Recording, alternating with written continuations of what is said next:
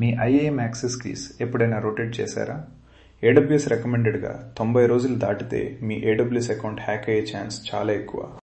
Wrong వేలో keys 1 సంవత్సరం పాటు సేమ్గా ఉంటే గిట్హబ్లో లీక్ అయితే మీ అకౌంట్ గంటల్లో పోతుంది. రైట్ వేలో 90 రోజులకు రొటేట్ చేసి క్లౌడ్ ట్రైల్ అలర్ట్స్ పెడితే ఏ సస్పీషియస్ యాక్టివిటీ అయినా వెంటనే తెలుస్తుంది. ముందు లిస్ట్ యాక్సెస్ కీస్తో పాత కీ ఎంత పాతదో చూడండి. తర్వాత క్రియేట్ యాక్సెస్ కీతో కొత్తది తీసుకోండి. చివరగా పాత కీని ఇన్యాక్టివ్ చేయండి. డిలీట్ కాదు, ముందు ఇన్యాక్టివ్ పెట్టి అన్నీ పనిచేస్తున్నాయని కన్ఫర్మ్ చేశాక డిలీట్ చేయండి.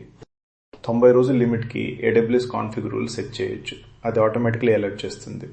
రూట్ అకౌంట్కి కీస్ అస్సలొద్దు. EC2 లాంటి సర్వీసెస్కి IAM రోల్స్ యూజ్ చేయండి.